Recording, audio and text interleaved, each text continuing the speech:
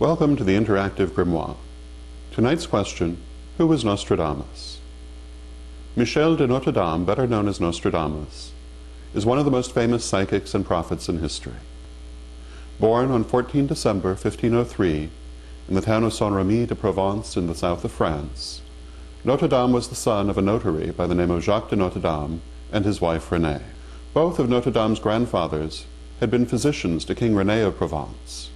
The family was Jewish but had converted to Catholicism to avoid persecution at the hands of the Inquisition. As a child, Notre Dame received a strong classical education and continued as an adult to study herbalism, medicine, and astrology.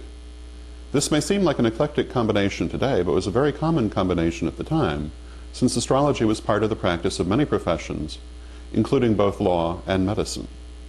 As a young man, Notre Dame studied at the University of Montpellier, where he received a baccalaureate in 1525. Outbreaks of plague, a rather inclusive term that referred especially but not exclusively to the bubonic plague, were common at the time and claimed many fatalities. Notre Dame acquired a medical license and went to work treating plague victims.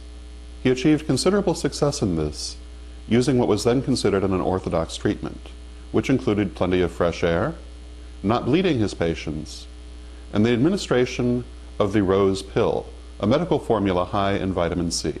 In 1534, Notre Dame moved to Aachen, at the invitation of Julius Caesar Scaliger, a noted intellectual leader of the day. Here, Notre Dame met and married his first wife, Henriette d'Ancos, and with her had 2 children. In Aachen, Notre Dame continued his medical career. As a doctor, he was often called out of town to treat plague victims. It was on one such trip in 1537 that his own wife, Henriette, and their children contracted and died from the plague. For the next several years, Notre Dame traveled extensively, building his reputation as a doctor.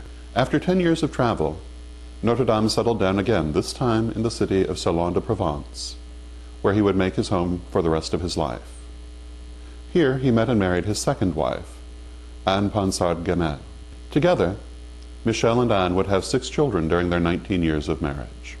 In Salon, Notre Dame opened a successful cosmetics business and turned increasingly from the practice of medicine to the practice of astrology and the mantic arts. In 1550, he published his first almanac, drawing heavily upon his astrological skill to predict the weather and other events. The almanac was so successful that he decided to publish it annually thereafter. Buoyed by the success of the almanac, Notre Dame now began what would be his greatest project, the one for which he would be most remembered, the writing of his prophecies. One of Notre Dame's principal techniques of prediction was to analyze horoscopes of major historical events, and then look for when those exact astrological aspects would be repeated, on the premise that they would bring similar results.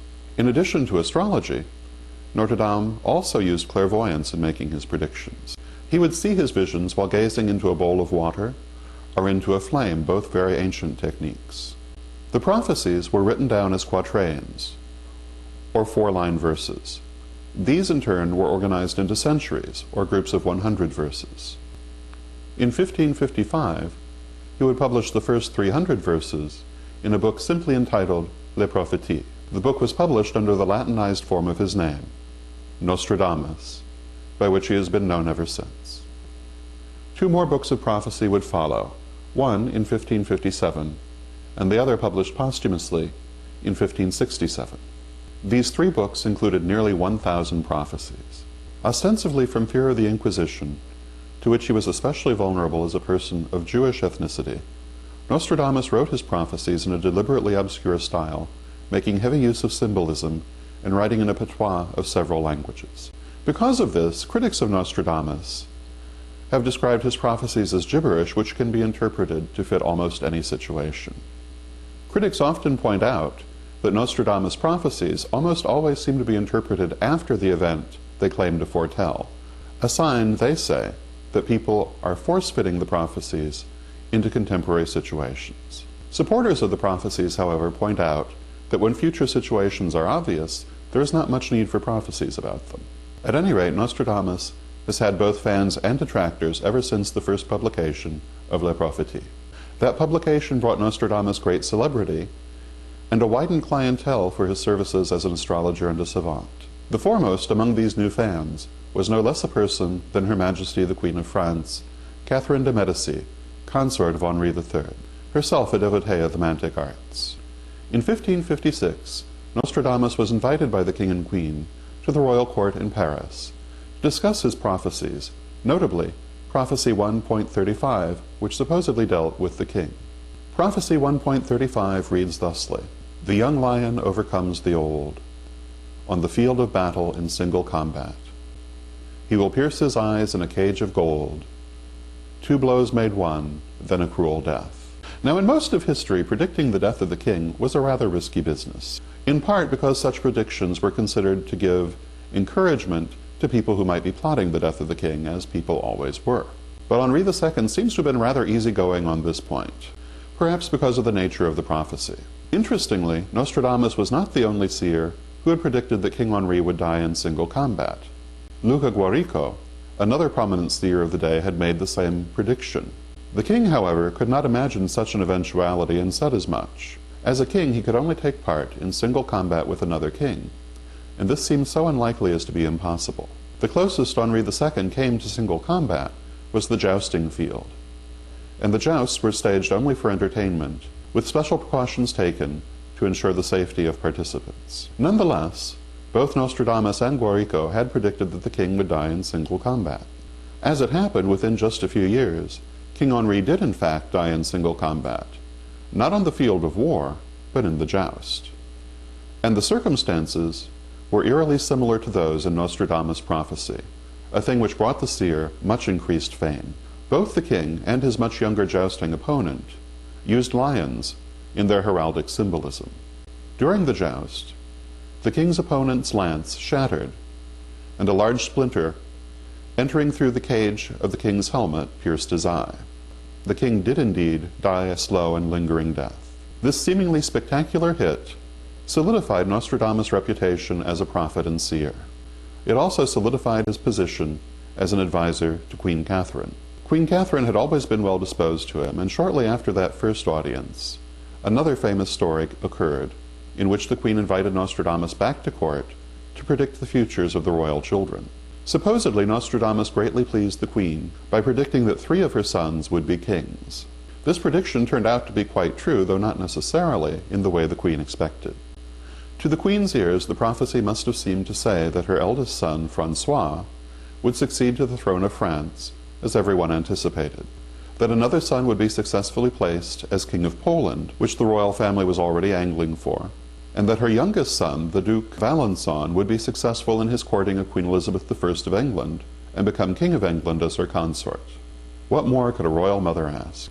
As it happens, the prophecy was fulfilled rather differently, along with a number of other prophecies Nostradamus made in reference to the royal house of Valois. The queen's eldest son, Francois, would indeed succeed to the throne of France as Francois II.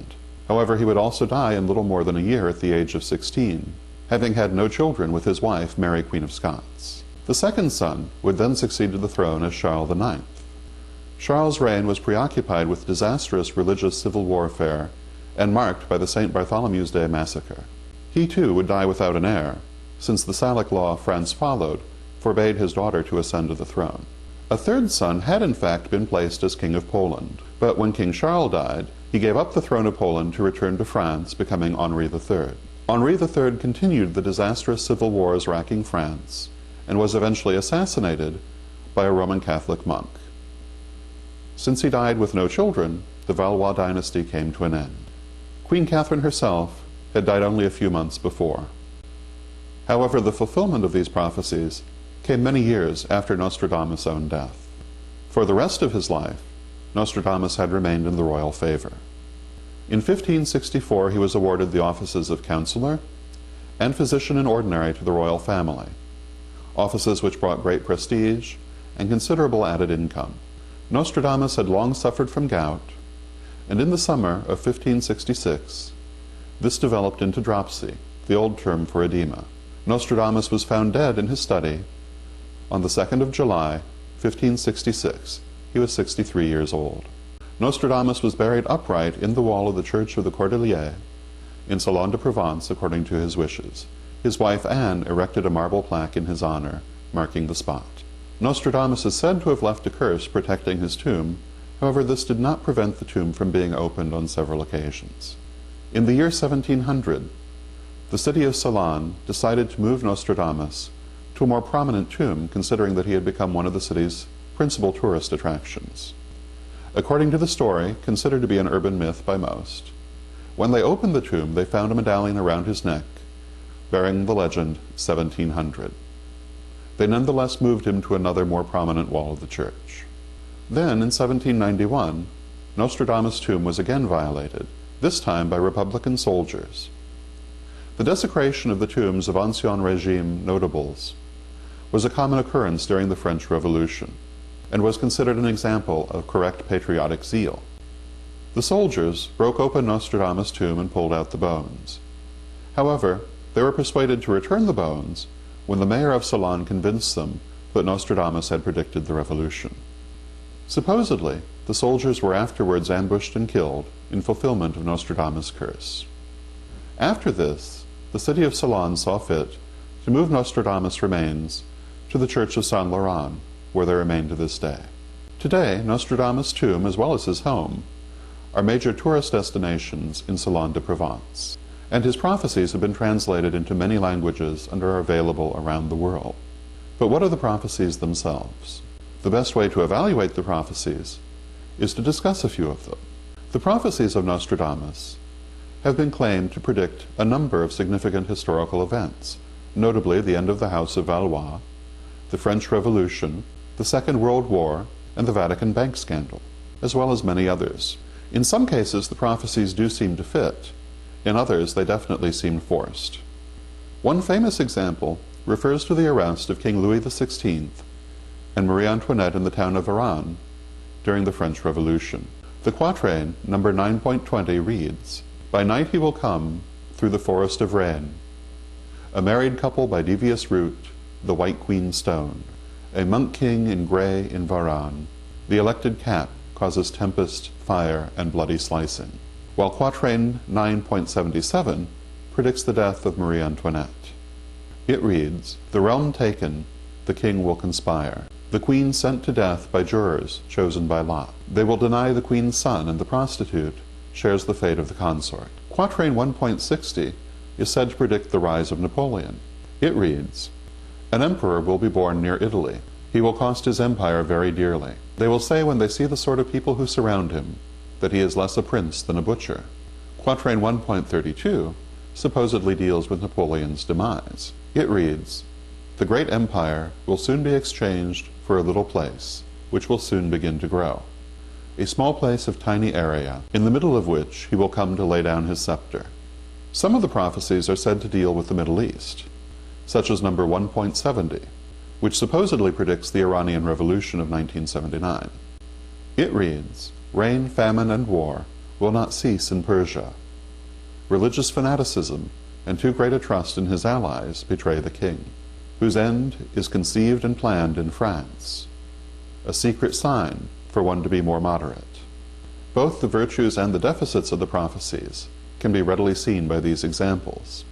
They do seem to refer to famous aspects of the situations, yet they also are sufficiently general that they could refer to other situations as well.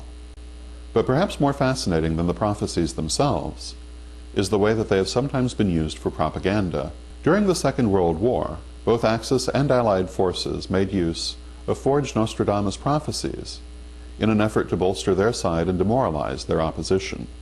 Nazi propagandists created forged Nostradamus prophecies predicting Hitler's victory over the Allies, while the famous British Black Intelligence Group created forged Nostradamus prophecies predicting an Allied victory and Hitler's assassination. More recently, several events, including the 9/11 tragedy and the election of George Bush, have been the subject of celebrated forgeries of Nostradamus prophecies. The following false quatrain enjoyed considerable celebrity at the time of George Bush's election. "Come the millennium, month 12, in the home of greatest power, the village idiot will come forth, to be acclaimed the leader."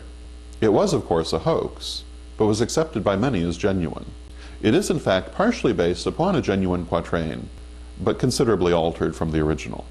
So what can we think of the prophecies of Nostradamus? Obviously, it's a matter of personal opinion.